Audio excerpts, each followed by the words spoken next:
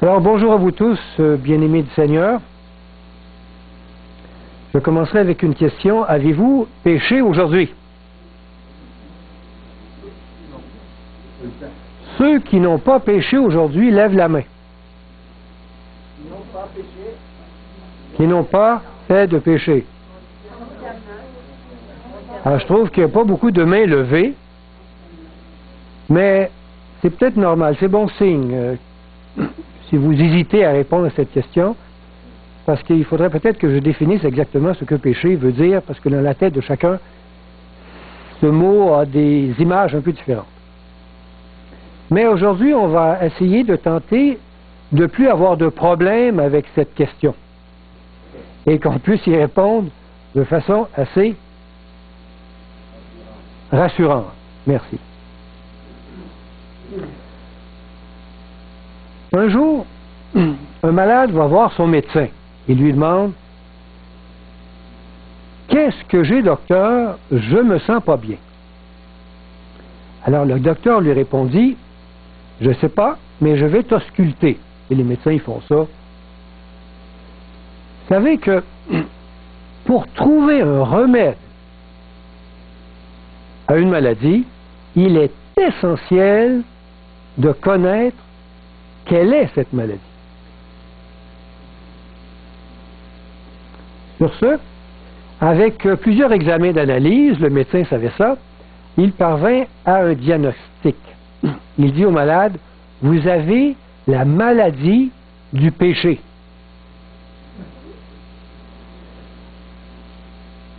Alors le malade lui demande, « Alors, c'est quoi ça, la maladie du péché? » Admettons, c'est un mot bizarre pour lui.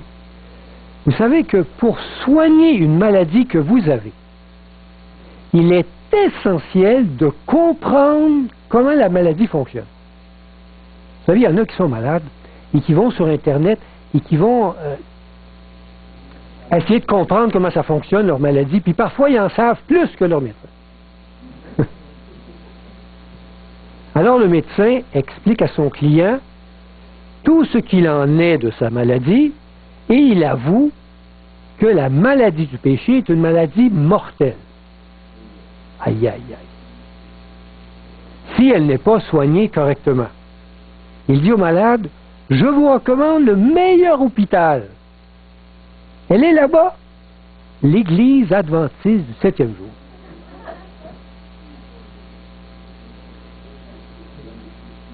Ah, c'est pas sûr. Arrivé à l'hôpital, le malade demande alors au médecin pasteur, «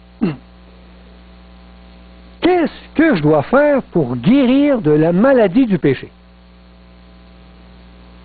On lui prescrit alors le respect du sabbat. On écrit ça sur cette petite feuille. Une nourriture végétarienne. Le don de la dîme. Très important. De ne pas consommer d'alcool, ni de tabac, et toutes choses que vous savez bien faire. Après 10 ans de ce traitement, le malade s'aperçoit que sa maladie progresse. Alors ça va pas bien. Vous savez, comme le sida ou le cancer, qui est une maladie mortelle, je prends des exemples, qui doit être soigné correctement, si on applique à un sidatique le remède d'un cancéreux, est-ce qu'il va guérir? Non, je ne pense pas. Quand on connaît mal la maladie, alors on reçoit inévitablement une mauvaise prescription. Le chrétien doit être en parfaite conscience du bon fonctionnement de la maladie du péché, afin d'appliquer un remède efficace. Essayons maintenant de comprendre cette maladie. Et on va pouvoir donner un bon remède. Lisons un texte dans Romains 7, 8, 9. On a lu un petit peu dans Romains tantôt. Un petit peu avant, Romains 7, 8, 9. Je l'ai au tableau, je vais plus simple pour vous. Le péché, saisissant l'occasion, produisit en moi, par le commandement, toutes sortes de convoitises. Paul dit, car sans loi, le péché est mort. Ça prend la loi. Pour moi, étant autrefois sans loi, je vivais, mais quand le commandement vint, le péché prend vie, et moi, je meurs. Donc, quand le commandement vint à ma conscience, le péché peut prendre vie. Le péché est donc conçu quand je sais que ce que je fais est mal. J'ai conscience de ce qui est bien de faire, mais je choisis de faire ce qui me plaît. Le péché provient d'un choix conscient de rejeter la volonté de Dieu. Ce type de péché, c'est ça qu'on va aujourd'hui trouver un remède. Ce péché où on prend le choix de choisir quelque chose d'autre que ce que Dieu nous dit de faire. Alors on va trouver un remède à cela. C'est ça qui est important. Pour que si on vous pose la question, avez-vous péché aujourd'hui? Vous êtes capable de dire, non, je n'ai pas cette maladie-là. Mais comment on attrape ça, la maladie du péché? On va lire un texte dans Romains 8, 3, 4. C'est dit. C'est le texte de base pour la méditation d'aujourd'hui. Paul dit, Dieu a condamné le péché dans la chair. Nous qui marchons non selon la chair, mais selon l'esprit. Les deux oppositions. Le péché a été condamné dans la chair. C'est dans la chair que naît la tentation. Le péché ne vient pas d'ailleurs, car Dieu a emprisonné le péché dans la chair. Le péché vient quand notre volonté accepte les désirs de la chair.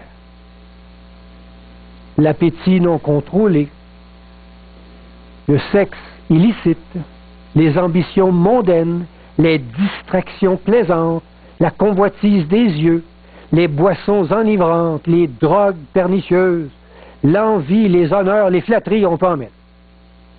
Tout ce qui chatouille la chair, il lui fait plaisir. Quand nous cédons aux impulsions de la chair, nous péchons. Et la mort s'ensuit. Si nous vivons selon la chair, nous mourrons, dit les Saintes Écritures. La chair excite notre ego. Et les désirs de la chair plaisent à notre ego. On comprend tout ça. Mais nous, on ne marche pas selon la chair, n'est-ce pas? On marche selon l'esprit. Là, ils sont mariés. Là. Tous ceux qui sont conduits par l'Esprit de Dieu sont fils de Dieu. On lit ça dans Romains 8, 14. Jésus avait en lui l'Esprit de Dieu. Et l'Esprit de Dieu nous conduit à la vie. Car c'est l'Esprit qui sanctifie. Toute sainteté prend naissance dans l'Esprit de Dieu. Car les impulsions de l'Esprit nous poussent à la sainteté. Dieu nous parle par son Esprit. Et l'Esprit de Dieu est la voie à laquelle nous devons toujours obéir. N'en plaise à la chair. Il y a donc une bataille entre la chair et l'Esprit de Dieu. N'est-ce pas? Il se fait au niveau de la pensée. Vous savez, des fois, on voit la petite image où il y a le petit démon, puis la petite ange, puis ils se parlent entre eux autres, puis dans la conscience, il faut choisir entre les deux. Ils ont dans Romains 8, 13, « Si vous vivez selon la chair, vous mourrez. Mais si par l'Esprit, vous faites mourir les actions du corps, vous vivrez. Les impulsions de la chair nous conduisent à la mort. Mais les impulsions de l'esprit nous conduisent à la vie.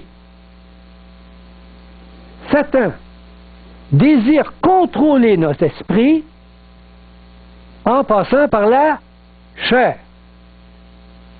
Jésus désire contrôler notre chair en passant par notre esprit. Et la bataille entre Jésus et Satan se fait dans le domaine de ma pensée. Juste la frontière entre la chair et l'esprit. Et ça, c'est dans ma tête. Si nous marchons de choisir selon les impulsions de l'Esprit de Dieu, alors Dieu nous donne sa puissance pour combattre la chair, la servir. En fait, nous n'avons aucun pouvoir contre le péché. Nous sommes enchaînés à lui. Seul l'Esprit de Dieu a ce pouvoir. Nous devons asservir les besoins de notre chair et les mettre en tout temps sous le contrôle de l'Esprit de Dieu. Et vous vous rappelez que c'est une bataille qui se fait au niveau de la pensée. Comment ça a commencé, ça, le péché?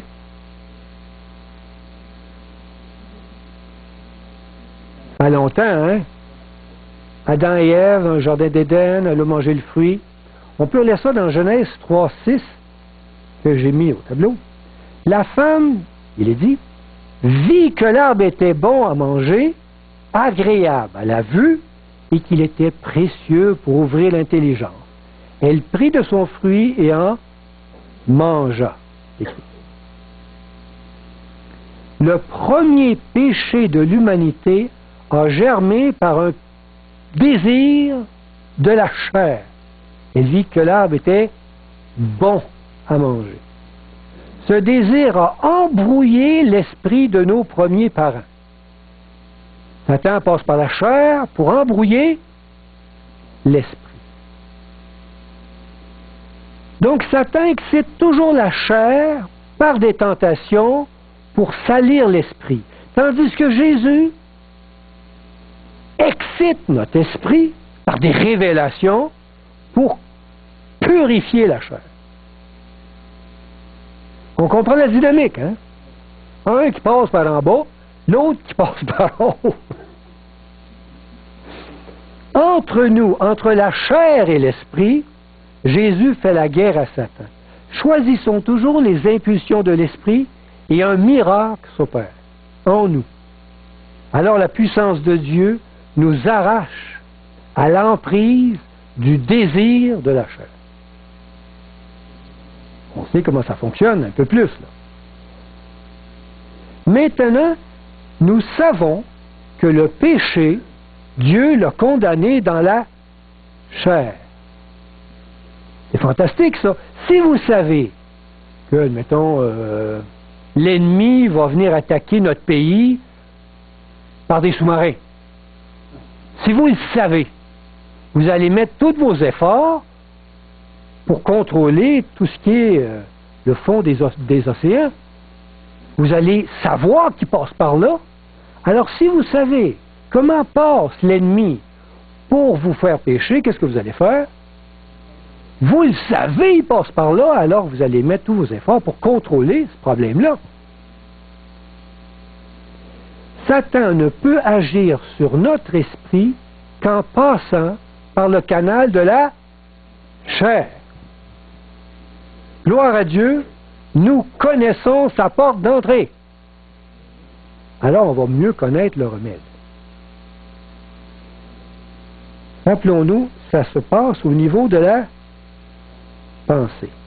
Dans Matthieu 5, 28, Jésus révélait à ses disciples que il dit, « Mais moi je vous dis que quiconque regarde une femme pour la convoiter a déjà commis un adultère avec elle dans son cœur. Et là, les disciples disent, on a un sérieux problème. Parce qu'on ne savait pas ça comme ça. Avoir une tentation de la chair, c'est pas un péché. OK? Jésus même en a eu plusieurs. Des grosses tentations. Mais, c'est le canal par lequel Satan désire attaquer notre esprit. Dès que la tentation est rejetée, la victoire sur le péché est acquise, est obtenue. Mais si la tentation est chérie, acceptée, conservée, le péché prend vie. Car si nous rejetons les impulsions de l'esprit pour obtenir le plaisir de la chair, il y a infidélité. Et l'acte ne fera, lui, que satisfaire un péché déjà commis au niveau de la pensée. Car le péché se fait toujours au niveau de la pensée. Même si vous ne faites pas l'acte, il y a péché. Vous savez, il y a beaucoup de meurtres, une chance qui ne se fait pas. Mais dans la tête, le péché est déjà en place. Donc le péché, c'est simplement d'accepter les impulsions de la chair. Quand je les accepte et je ne les rejette pas, il y a péché. Mais avons-nous le pouvoir sur notre chair? Est-ce qu'on a le pouvoir de contrôler? On va lire un texte, c'est Paul qui dit dans Romains 7, 18, au moins me placer dans Romains, il dit, ce qui est bon, je le sais, n'habite pas en moi, c'est-à-dire dans ma chair. J'ai la volonté, mais non le pouvoir de faire le bien. Il y a au moins la volonté. Car je ne fais pas le bien que je veux et je fais le mal que je ne veux pas. Et si je fais ce que je ne veux pas, ce n'est plus moi qui le fais, c'est le péché qui habite en moi. Je trouve donc cette loi. Quand je veux faire le bien, le mal est attaché à moi. Dur de s'en défaire. Paul connaissait cette problématique. Nous avons la volonté, mais non le pouvoir de faire le bien. Le seul pouvoir que nous avons est au niveau de la volonté, qui se fait là, dans la pensée, absolument. Mais la réalisation de faire le bien, cela est sous le pouvoir de qui? De Dieu. Alors on a vraiment besoin de son aide. Notre volonté n'a que le pouvoir de choisir, prendre une décision entre la chair ou l'esprit. Quand notre choix est fait, Dieu fait le reste. Moi, je choisis Dieu et Dieu agit à travers moi. Il attend mon choix. Par un choix conscient, toute personne peut recevoir la puissance de Dieu pour triompher du péché. Toute personne. À chaque impulsion de la chair que Satan nous envoie, Jésus nous envoie une impulsion de l'esprit, de son esprit, afin que nous ayons toujours le choix dans notre pensée.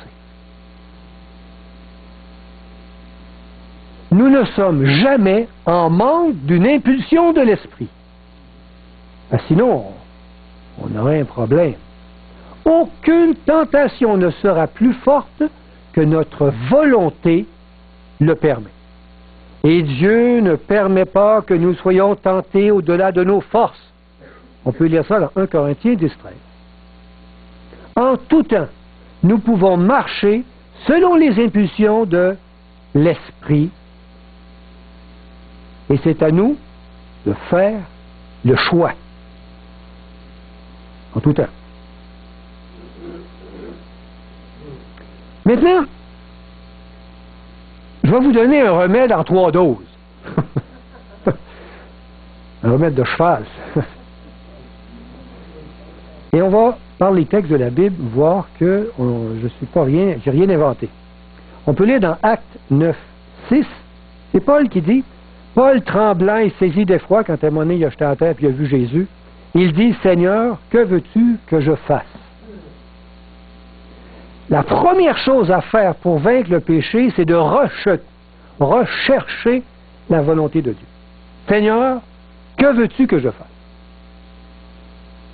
C'est quoi que tu veux que je fasse? Donc, vous répétez cette phrase-là. Dès qu'il y a une tentation, vous faites quoi? On se dit, oh Seigneur, qu'est-ce que tu veux que je fasse? Soyez à l'écoute de votre conscience ou de votre cœur, là où vous entendez Dieu le meilleur, et par ce moyen, recherchez sa volonté, c'est-à-dire ce que le Saint-Esprit vous donne à cœur de ce qui est de Dieu. Vous pouvez même exercer cette phrase-là, même quand il n'y a pas de tentation. Vous pouvez demander à Dieu, que veux-tu que je fasse? Je m'en vais à droite ou à gauche? La deuxième étape, deuxième dose. Jésus, quand il était à Gethsémani, priait son Seigneur avant d'aller à la croix. Il est marqué dans Matthieu 26, 42. Jésus s'éloigna une seconde fois et pria ainsi. Mon Père, s'il n'est pas possible que cette coupe s'éloigne sans que je la boive, il dit, mais que ta volonté soit faite. Deuxième étape, pour vaincre le péché, c'est de choisir, c'est là, la volonté de Dieu. Premièrement, on la recherche. Deuxièmement, on la... Ben oui, choisissez-la. Dites pas, non, Seigneur, c'est trop dur. Non, je ne vais pas par là. Non, je ne veux rien savoir. Donc, quand à un moment donné, on sait ce que Dieu veut qu'on fasse, on dit, oui, Seigneur, je veux faire ta volonté. Abandonnez-vous dans la volonté de Dieu indépendamment des conséquences humaines que vous voyez et indépendamment de la capacité que vous pensez à réaliser ce que Dieu vous demande. C'est Dieu qui va le réaliser. Amen. Troisième dose. C'est dans un psaume que j'ai vu un texte qui donnait pas mal ce qu'il fallait. Psaume 119, qui est très long, verset 173, c'est dit « Que ta main me soit en aide, car j'ai choisi tes ordonnances. » Amen. Troisième dose. Chose à faire, c'est agir avec la volonté de Dieu. Donc, vas-y, avance. Fais le pas, bouge. Fais ce que Dieu te demande, quoi. Et quand vous faites cette action, dites, Seigneur, que ta main me soit en aide. Alliez pas. Partez pas sans lui, je veux dire. Allez-y pas sans lui. C'est lui qui, avec sa puissance, va vous aider. Laissez-vous pousser par le Saint-Esprit à faire ce que Dieu vous demande. C'est comme si on se laisse attirer par la volonté de Dieu dans l'action qu'il désire. C'est Dieu qui donne le pouvoir de vaincre le péché, mais la volonté de l'obtenir vient de vous. Dieu fait tout, nous n'avons qu'à le rechercher, le choisir et avancer avec lui. On se rappelle de ces 3 étapes? On va résumer. Résumons. Premièrement, recherchez le Seigneur. Et dites tout de suite la phrase, Seigneur, que veux-tu que je fasse? Deuxièmement, dès que vous savez ce qu'il veut, choisissez-le.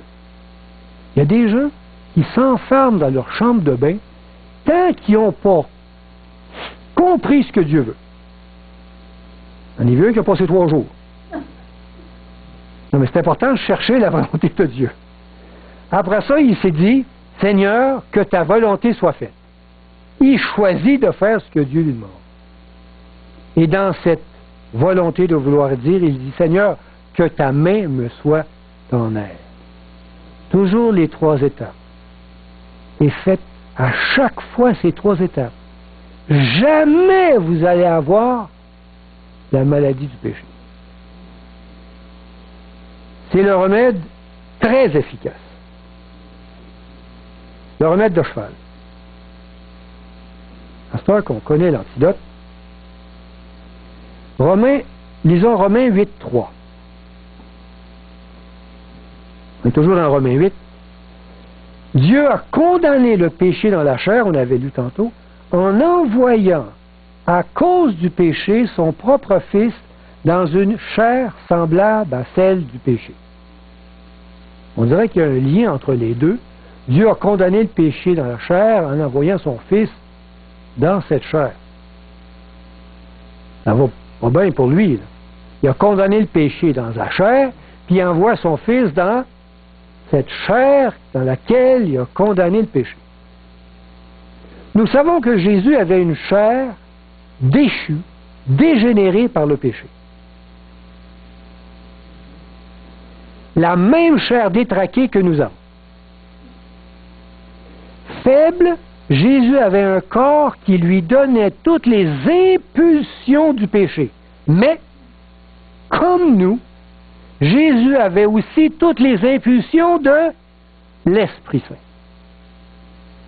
Une chance. Amen. Jésus n'a jamais cédé devant la tentation de la chair.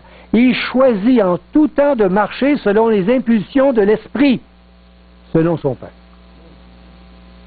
Satan, par la chair faible de Jésus, le tenta en toutes choses, plus que nous tous.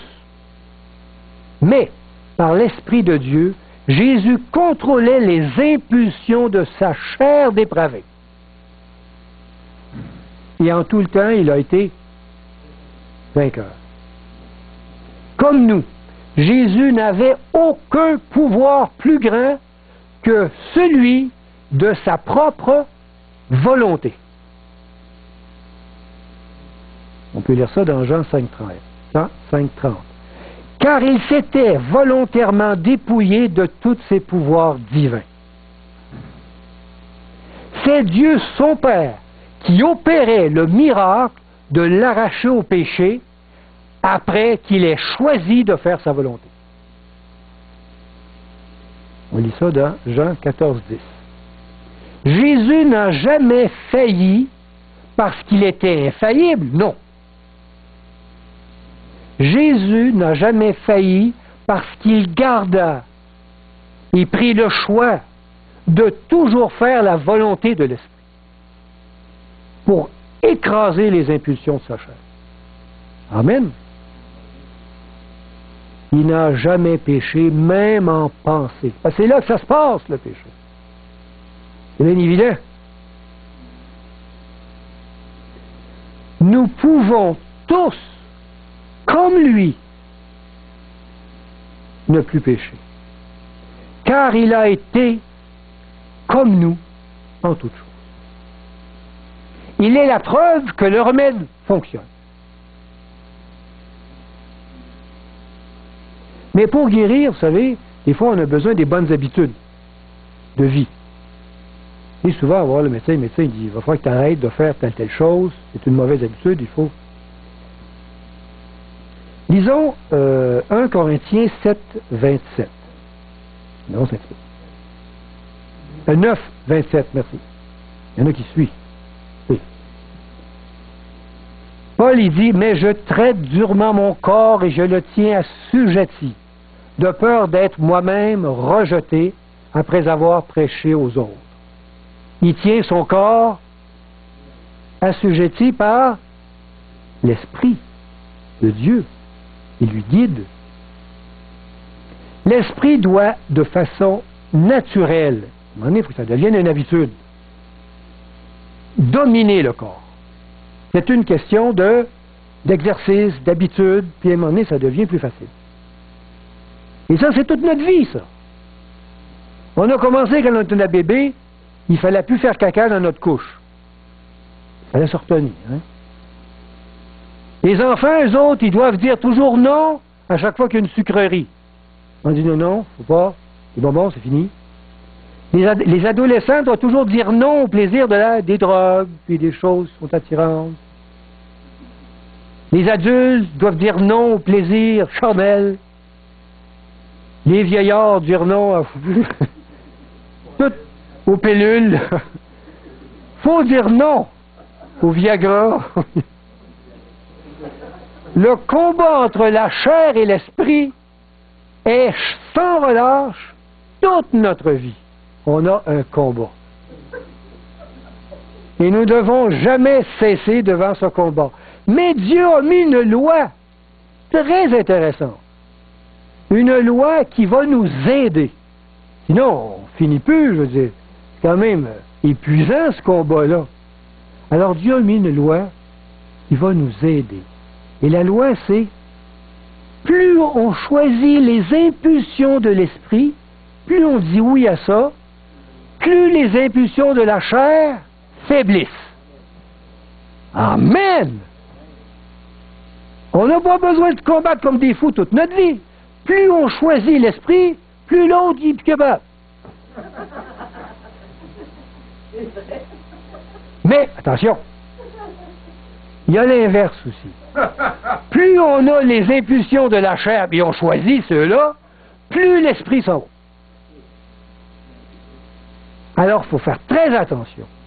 Il faut stopper complètement notre mauvaise habitude de dire oui aux impulsions de la chair, parce que l'esprit s'en va. Donc, rentrons dans des habitudes où on dit toujours oui à l'esprit. Et la victoire sur la chair va devenir de plus en plus facile. On n'aura plus besoin de prendre le remède de cheval de façon intensive. Ça va devenir un remède d'agneau, un remède plus facile. Ça va devenir naturel. Mais pour toutes sortes... Vous savez, en plus de l'habitude, il y a aussi... il faut manger comme il faut, puis ainsi, il faut avoir des...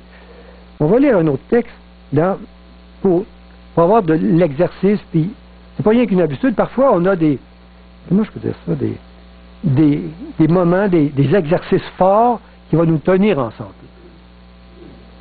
Les entraînements, voilà. Merci, Alain. On va lire dans Matthieu, c'est l'entraînement que Jésus a eu quand il a été tenté dans le désert, puis que Satan vient le voir, dans Matthieu 4, au début du chapitre. Alors Jésus fut amené par l'Esprit dans le désert pour être tenté par le diable. Après avoir jeûné 40 jours et 40 nuits, qu'est-ce qui est arrivé? Il a eu faim. Il eut faim. Le tentateur, s'étant approché de lui, dit, « Si tu es le Fils de Dieu, ordonne que ces pierres deviennent des pains. » Surtout quand tu as faim. Jésus répondit, il est écrit, « L'homme ne vivra pas de pain seulement, mais de toute parole qui sort de la bouche de Dieu. » Alors, qu'est-ce qu'a répondu Jésus? « C'est pas le désir de ma chair qui mène, c'est l'Esprit de Dieu que je reçois qui mène. » Par une vie constante de renoncement, Jésus avait l'habitude de soumettre les impulsions de la chair à la volonté de l'Esprit. Il soumettait sa chair. Au désert, Jésus a-t-il accepté les désirs légitimes de sa chair? Et sa chair, c'est bien normal qu'elle avait faim. Puis c'était tout à fait normal d'y donner à manger. Puis c'était tout à fait normal qu'elle crie. Mais il n'a jamais donné à sa chair, c'est toi qui contrôle, non. Toujours l'Esprit. Parce qu'il avait l'habitude de marcher selon l'Esprit. Jésus devait passer au travers de cette difficile épreuve de la faim. Pourquoi il a tenté par la faim? Parce que vous savez, l'appétit est la tentation où les humains y tombent tout le temps. Notre faiblesse la plus grande dans l'humanité, c'est l'appétit, la bouffe. Donc Satan va le tenter exactement là où il a tenté Ève. Puis Ève, est-ce qu'elle a tombé? Oui! Il dit, on va faire la même chose avec Jésus. Check, ben il va tomber. Mais Jésus a tenu le coup. À cause de son médicament de... Le Saint-Esprit vous a-t-il fait passer par une épreuve semblable où il a touché votre plus grande faiblesse? Comme Jésus, avez-vous réussi cette épreuve? Maintenant, vous avez le remède. Vous allez être capable de guérir de cette maladie.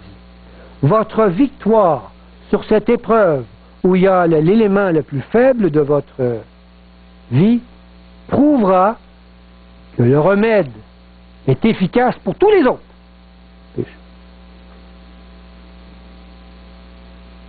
Et vous savez, on dirait que c'est cet esprit qui a amené Jésus dans le désert pour qu'il soit tenté. Parce que cette victoire est essentielle pour poursuivre une vie forte dans la relation avec Dieu. Cette victoire dans votre vie sur cette faiblesse que vous avez est essentielle pour poursuivre votre relation avec Dieu. Et vous en savez maintenant le remède. Mais l'Esprit nous attire dans l'humilité, une humilité forte. Jésus a vécu cette humilité. On lit ça dans Philippiens 2, 6, 8. Philippiens 2, 6, 8. Jésus, existant en forme de Dieu, n'a point regardé comme une proie à arracher d'être égal avec Dieu. Mais il s'est dépouillé lui-même en prenant une forme de serviteur, en devenant semblable aux hommes et ayant paru comme un simple homme. Il se dépouille de plus en plus. Il s'est humilié lui-même, se rendant obéissant jusqu'à la mort, même jusqu'à la mort de la croix. L'humilité est la plus grande expression d'une chair soumise à l'esprit. C'est le dépouillement total de l'ego. En s'incarnant dans une chair de péché, Jésus s'humilia comme pas possible en tant que Dieu. En mourant sur la croix, Jésus nu sur la croix, Jésus s'humilia comme pas possible en tant qu'homme. Et en acceptant de subir la mort, la deuxième mort, la mort de l'impie, Jésus s'humilia complètement. Jésus pouvait en tout temps invoquer son Père pour le délivrer. C'est marqué dans Matthieu 26, 53. Il peut commander une légion d'anges. Mais il ne l'a pas fait. Il laissa Dieu diriger tous les événements de sa vie. Il dit à Pilate, « Tu n'aurais sur moi aucun pouvoir s'il ne t'avait été donné d'en haut. » Il savait que son Père, c'est lui qui mène la bataille. Dans Jean 9, 11, 19, 11 qu'on lit ça. On lui frappa au visage. On lui enfonça une couronne d'épines dans la tête. On lui arracha la peau par le fouet. On lui enfonça des clous dans la chair. Dans chacune de ses souffrances, Jésus repoussa les cris de sa chair et accepta le silence du Saint-Esprit. Ésaïe 53, 7. Son ego était complètement anéanti dans une humilité sans borne. Même si l'Esprit ne disait rien, c'est ça qu'il faisait, ce que l'Esprit lui disait. Il ne faisait rien contre. Mais est-ce que Jésus a un jour exprimé sa propre volonté? On peut voir ça dans Jean 6, 38. Jean 6, 38, Jésus dit, « Car je suis descendu du ciel pour faire non ma volonté, mais la volonté de celui qui m'a envoyé. Intéressant. L'ego de Jésus ne s'est jamais manifesté. La volonté de Jésus était-elle différente de celle de son Père? Au jardin de Gethsémani, Jésus priait ainsi.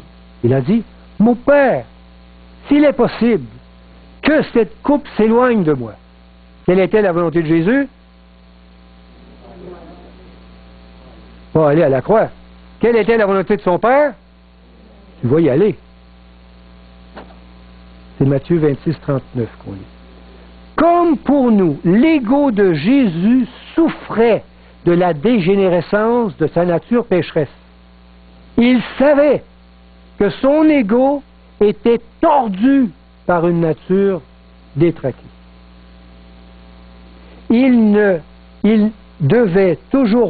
savait qu'il devait toujours maîtriser son ego en acceptant ce que l'esprit de son Père lui guidait de faire. Jésus a renié son ego même quand sa requête était juste. C'est important de comprendre ça.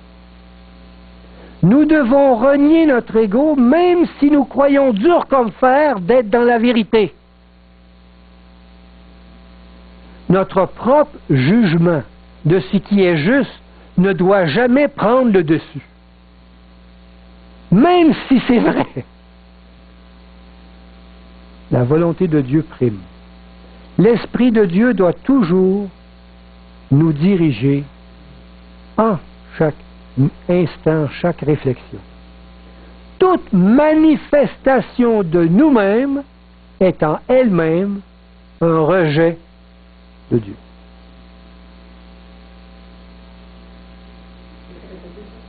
Toute manifestation de nous-mêmes est en soi-même un rejet de Dieu. Mais est-ce que Jésus a toujours entendu la voix de son Père?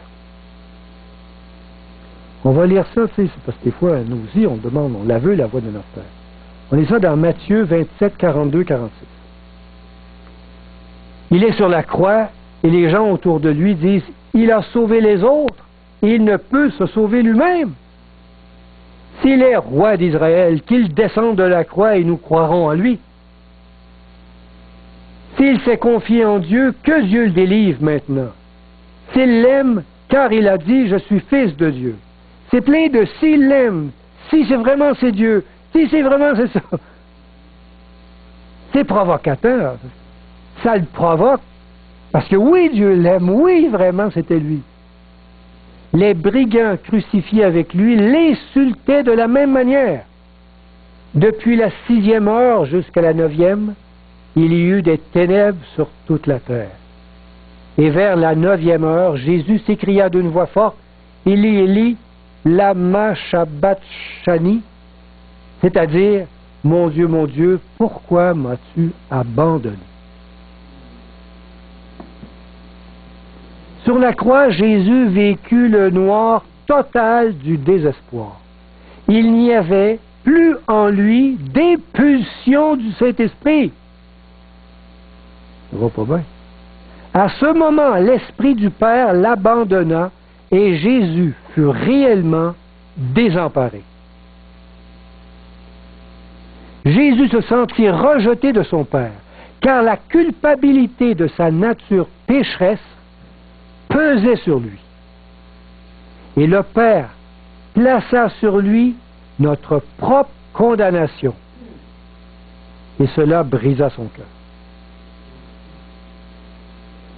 Mais même dans les plus sombres heures avant sa mort, Jésus ne laissa pas les désirs de sa chair se manifester.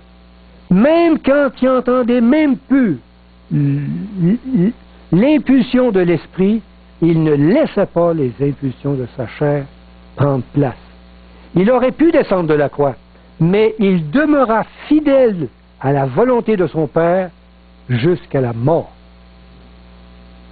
Nous aussi, dans les heures les plus sombres de notre vie, ne laissons pas les désirs de la chair prendre place. Notre ego doit mourir, quelle que soit la difficulté de l'événement qui nous arrive. Même si on n'entend plus la voix de Dieu. Si Jésus s'était affirmé lui-même, même avec toute sa justice, cela nous aurait tous perdus. Il nous aima plus que sa propre vie. Amen. Amen. Il est notre exemple.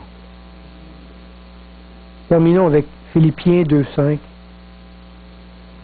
C'est dit, ayez en vous les sentiments qui étaient en Jésus-Christ. Humiliez-vous devant le Seigneur, comme il s'est humilié lui-même, par la foi en la puissance de sa parole qu'il met dans votre cœur, marchez en nouveauté de vie et soyez agréables à Dieu en toutes choses. Le Saint-Esprit vous rendra à l'image de son Fils, victorieux comme Jésus, saint comme Jésus, sage comme Jésus, œuvrant comme Jésus, parfait comme Jésus. Car Dieu a condamné le péché dans la chair. Maintenant, rejetez toutes les impulsions de la chair et acceptez de vivre selon les impulsions de l'Esprit. C'est là ma prière. Amen. Amen. Amen.